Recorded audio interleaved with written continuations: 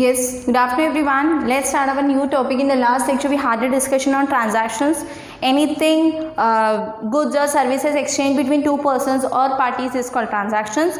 Transaction दो type के होते हैं, एक होता है मॉनेटरी ट्रांजैक्शन और सेकेंड होता है non monetary transactions. Monetary transactions में कैश ट्रांजैक्शंस भी होते हैं और दूसरे ट्रांजैक्शन कौन से होते हैं? क्रेडिट. लास्ट लेक्चर में मैंने आपको डेफिनेशन का होमवर्क दिया था प्लस ट्रांजैक्शन का मीनिंग लिखने दिया था और फ्लो चार्ट 3 बार बनाने बोला था. ओके, अगेन देखो ट्रांजैक्शंस अब हम अकाउंटिंग के हिसाब से पढ़ रहे. ठीक है, आज जितने भी टर्म आए हैं ना आपने सब फर्स्ट टाइम सुने शॉर्ट. तो ये लेक्चर बहुत इंपॉर्टेंट है.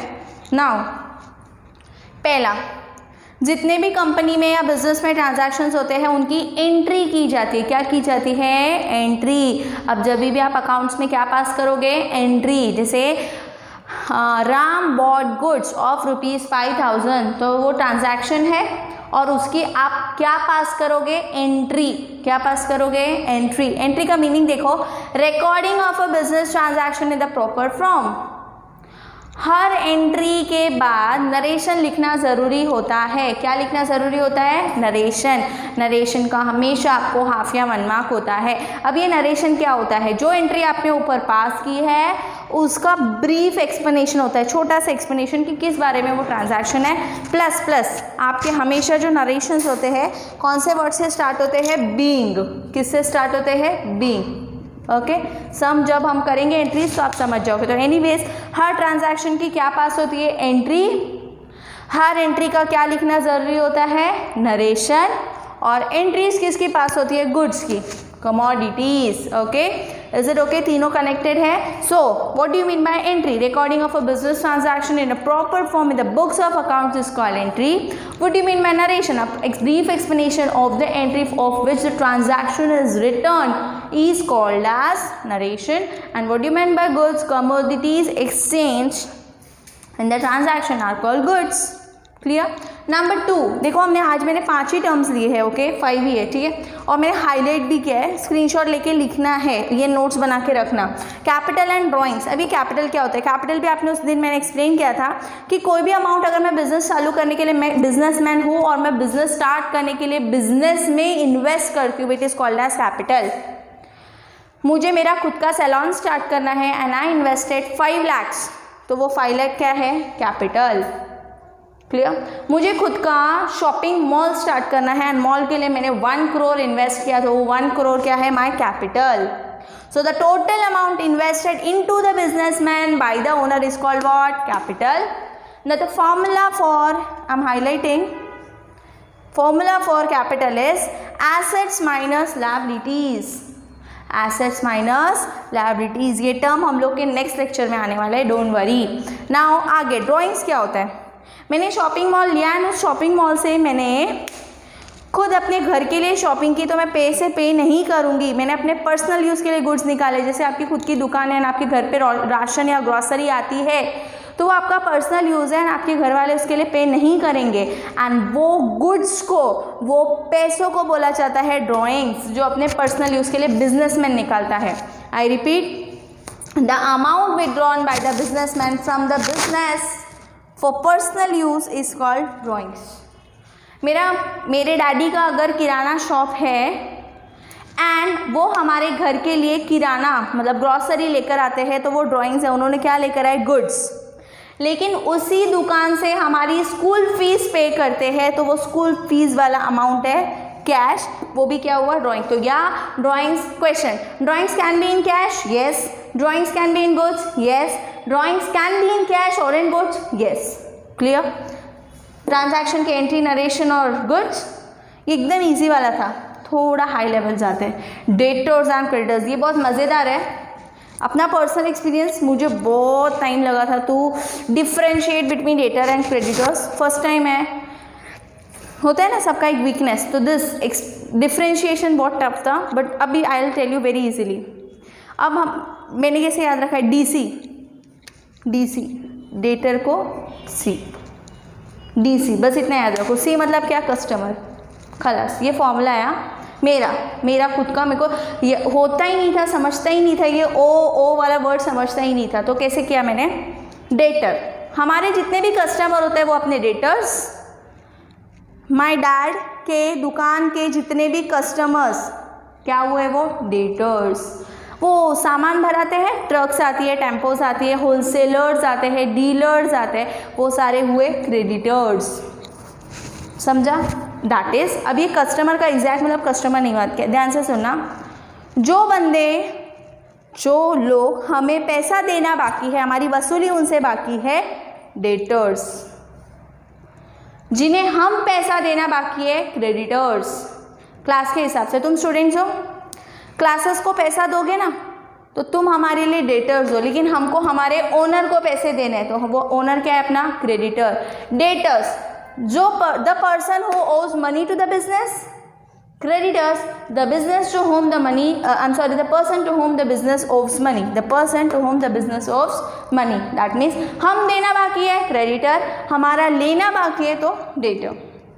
कस्टमर के हिसाब से समझो, कस्टमर से हमेशा पैसा लेना बाकी होता है तो वो क्लिक रहेगा। Next third is bad debts, पैसे डूब जाते हैं। पैसा कौन डुबाएगा? जिनसे कस्टमर्स या हम जिसको देते हैं, वो ऑब्वियसली हम तो डुबाएंगे नहीं, हमें तो देना ही है। हमारे आने वाले जो पैसे अगर डूब जाते हैं, इरिकवरेबल, रिकवरी का चांस ही नहीं है, डेथ हो गई, वो इंसॉल्वेंट हो गया, भाग गया, व्हाटएवर, तो वो अमाउंट को बोलते हैं बैड डेब्ट्स। वो अमाउंट को क्या बोलते हैं? Bad debts. कितने ऐसे स्टूडेंट्स होते हैं जिनकी फीस रिकवर नहीं होती और बाद में भी नहीं होती है, तो वो फीस का अमाउंट क्या बन जाता है? Bad debts. Student debtors, owners creditors, amount डूब गया, bad debts. Okay, next expenditure, खर्चा। रोज हम कोई ना कोई खर्चा करते हैं, वैसे बिजनेस जो खर्चा करता है, amount spend by the business is called expenditure. This expenditure is of 3 types. First type, मैंने बिजनेस चालू किया, मैंने सैलून स्टार्ट किया, वहाँ का चेयर, वहाँ का फर्नीचर, वहाँ का फिक्सचर, जो भी मुझे टूल्स इक्विपमेंट्स लगने वाले थे for beauty, hair care, skin वगैरह के लिए जो भी लगने वाला था वो सब मैंने खरीदा, तो मेरा कैपिटल एक्सपेंडिचर है। एसेट, फर्नीचर्स वगैरह खरीदे ना, आप घर खरीदते हो, एसेट। लेकिन उस घर के लिए रोज़ अगर आप मिल्क लेकर आते हो, वेजिटेबल लेकर आते हो, वो रोज का खर्चा है। रोज जो एक ही बार होता है ना, वन टाइम पेमेंट, तो वो कैपिटल, और जो रोज़ लगने वाला है वो डेली। एग्जाम्पल लेते हैं, हमने घर के लिए एसी लिया, कैपिटल। घर के लिए मिल्क आया, रेवेन्यू। हमने घर के लिए कर्टन्स लिए, कैपिटल। हमने कोलिन लिया फॉर क्लीनिंग, रेवेन्यू। समझ रहे हैं? मैं आपको डेली लाइफ की एग्जांपल दे रही हूँ। रोज जो खर्चे होने होता है वो रेवेन्यू, जो एक बार होता है वो कैपिटल। यहाँ पर मैंने एग्जांपल दिया है, purchase of computer, machinery, furniture, building, motor van, equipment, loose store, जो भी एसेट्स खरीदे जाते हैं उसे बोलते हैं कैपिटल। एंड जो हमारे रोज़ के खर्चे करता है बिजनेस, उसे बोलते हैं revenue. Example, payment of salary, payment of rent, electricity bill payment, printing and stationery payment, electricity charges, interest pay करना, ये सारा कौन सा एक्सपेंडिचर्स है? रेवेन्यू। और कंपनी में, बिजनेस में रोज़ एक्सपेंडिचर्स होने ही है। रोज़ जो होते हैं वो रेवेन्यू होते हैं, और जो एक बार होता है वो होता है कैपिटल। जो अपना बीच वाला, दोनों के बीच, हाँ, कैपिटल भी नहीं और रेवेन्यू भी नहीं, उसको बोलते हैं, जैसे आपने आपके घर में दैट आप टीवी देखते हो और आपने एनुअल सब्सक्रिप्शन लिया है, तो उसे बोलेंगे deferred revenue expenditure. Expenditure whose benefit last more than 1 year या एटलीस्ट अ ईयर। एग्जाम्पल देखो, heavy expenditure on advertising. Business advertising पे जो खर्चा करता है वो एडवर्टाइजिंग सालों तक, एटलीस्ट 1 साल तक तो उसका खर्चा चलता है, तो that is called as deferred. आप एक ही एग्जाम्पल याद रखो यहाँ पर। Is it okay? I repeat, assets पे खर्चा करना कैपिटल, डे टू डे खर्चा करना रेवेन्यू, खर्चा जो जिसका बेनिफिट एटलीस्ट अ ईयर और मोर देन 1 ईयर रहेगा उसे बोलेंगे डिफर्ड रेवेन्यू एक्सपेंडिचर। के बाद cash discount and trade discount. Indians are all crazy about discounts, that is why Big Bazaar, DMart releases discounts on number of festivals, national holidays, 15 August discount, ये इतना of चल रहा है, वो ऑफ चल रहा है। वो जो डीमार्ट पे आपको ऑफ मिलता है ना, दैट इज 2500 का है, 10% मिलेगा तो 250 आपको डिस्काउंट मिलेगा और 2250 आपको पे करना है। 3000 का सामान है, 20% डिस्काउंट, 600 डिस्काउंट है, 2400 पे करना है। कैलकुलेट करो, मेरा अमाउंट सही है। सो ये जो हमको लिस्ट प्राइस पे डिस्काउंट मिलता है ना, उसे बोलते हैं ट्रेड डिस्काउंट। कौन सा discount? Trade. Literally we are dying, हम कहीं भी जाते थोड़ा डिस्काउंट देना, 250 का नहीं 200 में ही चाहिए, ये कौन सा डिस्काउंट है? ट्रेड। अब मैं और सामने वाली पार्टी बैठी है, हमारी बहुत बड़ी डीलिंग है, 5 लाख पे करने। मैंने बोला थोड़ा टाइम जो है 2 महीने बाद, ठीक है 2 महीने बाद दे। उसने मुझे क्या बोला, तो 15 दिन में देंगी ना, इफ़ यू पे मी विद इन 15 डेज मैं तुझे 10% डिस्काउंट दूंगा, मतलब डायरेक्ट 50,000 कम, 5 लाख का 10% 50,000, तो मैं क्यों अपने 50,000 ना बचाऊँ? समझ रहे हैं आपको? तो कैश पेमेंट के लिए जो डिस्काउंट मिलते हैं ना, उसे बोलते हैं कैश डिस्काउंट। ये जनरली बिजनेसमैन एक दूसरे के साथ करते हैं, जब पैसा वसूली करना होता है ना, चलिए 10% डिस्काउंट देता हूँ, 5% डिस्काउंट देता हूँ, इज इट ओके? तो कैश डिस्काउंट किस पे दिया जाता है? ऑन फाइनल अमाउंट ड्यू, वसूली के टाइम पे दिया जाता है कि तो अब भी देगा तो इतना डिस्काउंट मिलेगा, बाद में देगा तो उतना ही अमाउंट, तो वो लिटरली पैसा वसूल होता है। जैसे कि एक साथ पे करोगे तो 10,000, स्लॉट्स में पे करोगे तो 15,000, एक साथ पे करना तो वो 5,000 आपका क्या था? Cash discount. Is it okay? So there are 2 types of discount. Discount का मीनिंग देखो, अलावेंस का मतलब कंसेशन। कंसेशन कौन देता है? By the seller to the purchaser, to the buyer. Seller जो कंसेशन देता है बायर को, उसे बोलते हैं डिस्काउंट। डिस्काउंट अगैन 2 टाइप के, cash discount and trade discount. Trade discount दिया जाता है MRP पे, दैट इज लिस्ट प्राइस पे, प्रिंटेड प्राइस पे, वर एज कैश डिस्काउंट दिया जाता है फाइनल अमाउंट ड्यू पे। ओके, आई रिपीट, हमारे 5 टर्म्स। पहला टर्म हमने देखा ट्रांजैक्शन, जिसकी एंट्री नरेशन गुड्स होते हैं। नंबर 2 हमने देखा कैपिटल और ड्राइंग्स। कैपिटल का फॉर्मूला देखा A - L, assets minus liabilities. Drawings मतलब हमने देखा गुड्स और पैसा withdrawn by the businessman from the business for personal use. के बाद हमने देखा डेटर क्रेडिटर। डेटर जिनसे पैसा लेना बाकी है, क्रेडिटर जिसको पैसा देना बाकी है।